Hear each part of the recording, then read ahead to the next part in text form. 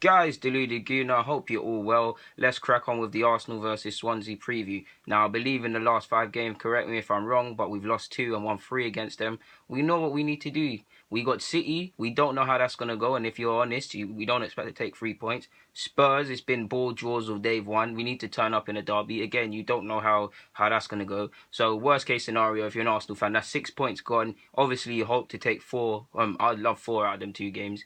That's a calm thing, to be honest. Obviously, I'd love 6, but you're very pessimistic. So at least let's win. Because I mean, if we lost to Swansea, we lost to Spurs, and we lost to City, that's 9 points out the window. And I'd love to see what these players and the gaffer and everybody involved in Arsenal would what they would say and how they would manage to spin it into this positive crap which they keep doing. Like I said, we need to win. 3 points can take us, I believe, up to 4th, depending on what happens with Chelsea. We can't go ahead of United or Spurs, but one of them, both of them sides play each other over the weekend. Obviously, we hope that one side loses, either side loses. A draw, I'm pretty sure both sets of fans would take a draw and live to fight another day. But because points can be lost this weekend, we need to do our thing and try and keep pace if we really want to win the league. I know it's a myth, we are not good enough to win any league, but that's the objective, or at least top 4 and them things there. So we know what we know what we need to do. Again, there's question marks over both sets of players and managers and things along them lines and things of that nature, as you would say. So yeah, Swansea, they despite their poor run, I'd say they're quite a hard block to break down. I mean, despite United winning convincingly, who else has beat them convincingly? They've lost 2-0s and 2-1s and all them sorts of things. So it's a side that's going to come. And added to that, they haven't. I think they've done pretty well away from home. I don't think they haven't lost away from home, have they? Or correct me if I'm wrong. They haven't lost many times away from home. Either way, their away form has been decent compared to how their overall form has been. So and they even got a good result in a point against Spurs. So that goes back to the point. Frustrated side, hard to break down. So they're going to show a lot of resilience. So I know it's asking a lot because how we play patient and like that. But I'd love us to play direct. You see how good Lacazette is when you hit him first time. None of this patient stuff. We don't need him to drop deep. He can do it. At times, of course, we need him to get involved. But he's a striker. He wants to score goals. That direct business is what we need to be dealing with. Pile on the pressure for Swansea a bit more. We don't need to care about their problems. In regards to team news, Chambers and Ospina are back in full training. Of course, they're a few weeks or whatever away from fitness, so they're not involved. Wells and Mustafi are obviously not involved in any capacity, so them 4 players won't be there. But there's a whole host of other players. Every player, the first team that's featured this year, barring the players that haven't been involved, are available for selection. So yeah. Obviously, we played on Thursday, so you'd see a stronger side that comes out, and you'll see a lot of rotation.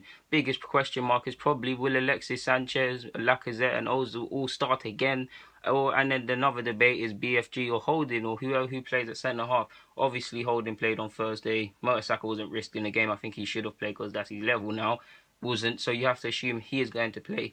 But if we look at our opponents, Swansea, they're low on confidence. 1 or 2 wins this year. They've only won once at home. The pressure is on. Every week is getting harder and harder. If they do take 3 points from us, they can move up. They're 15th, I believe. They can move up to 10th. And that shows how exciting the Premier League actually is. So, yeah, they've only lost once on their travel. So we know we're going against a side that, although they're low on confidence and they're low in the table and they've had a poor start to the season and haven't won much, on paper we should be winning that. It's not all it cranked up to be. And if we believe just because we're Arsenal Football Club, we can turn up there and we can turn up at the Emirates and take 3 points, we're sadly mistaken. Because of everything I've just said, it ties into how sides play us, especially at the Emirates. Sit back, let us get false confidence, let us get these passes going and hit us on the counter. We need to be wary of that. It would be very Arsenal-like to let a side with all of these things, they're even not in, the only reason they're not in the drop zone is on goal difference. So with all of these things I've mentioned, it would be very Arsenal-like to let this side walk away with 3 points or let this side turn up against us. And yeah, man, form doesn't matter when you play Arsenal. But we should really be winning. They're under pressure. I believe Paul Clements come out and said judge him at the end of the season, not after 9 or 10 games, however much we played. So he's talking about them and things like that. Rangel has spoken about spirit, how spirit is going to be important. Again, with the hard, difficult to break down block, with the better away form, with what's being said, and the fans are expecting a performance, with the luck when Arsenal play these sides, how much they morph into a side. Again, you can imagine that it's not going to be an easy game. Rangel's trying to G up the rest of his teammates and talking about spirit, resilience, and you can almost bet. I mean, I hope we batter this team and win within the first 10 minutes. But if you're thinking, the pessimist in me is thinking, okay, we're gonna go into half time 1-1, 1-0 up. Or something like that, and or 0-0 worst case scenario, and 60th minute will eventually score while this side starts to tire us, pardon me, and they start to make individual errors and things like that. So yeah, both sets of fans are in pressure. Clubs are in pressure, pardon me. In regards to their team news, they've actually got a left back crisis. They've got Kyle Norton can play there, and a couple other players can be used as options there. Neither are out and out left backs because Olsen's got an injury. I believe Sanchez has got an injury. I believe Boney's got a knock. Maybe even a couple other players here and there got knocked. So they haven't got a full strength side.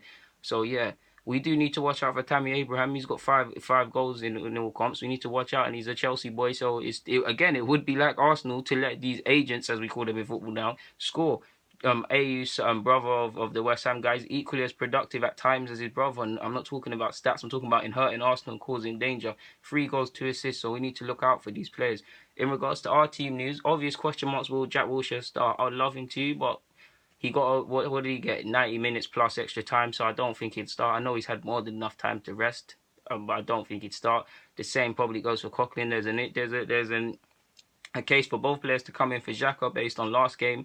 So yeah, obviously there's a case to go for at the back, but we're not going to go for it at the back. So because of the educated guess I'm trying to take with the lineup, I'm going with check and goal. Holding's not going to play because he played on Thursday. I'd like Holding to start, but he's not going to start. So like I said, check and goal. Koscielny at centre half, Monreal at centre half, but Mertesacker through the middle at centre half, Bellerin on the right, on the left Kozlesniak, Xhaka and Ramsey in the middle. Ozil, of course, somehow, when you just fit in the side, Lacazette, and the big man Alexis. So yeah, that's the 11 I would go with. I'd love if it was up to me, I'd put in Holding for Mertesacker, but it's not gonna happen. So to recap, I'm saying check and goal, Koscielny left back, check and goal. Let me do that again. Check and goal, people. Koscielny centre half.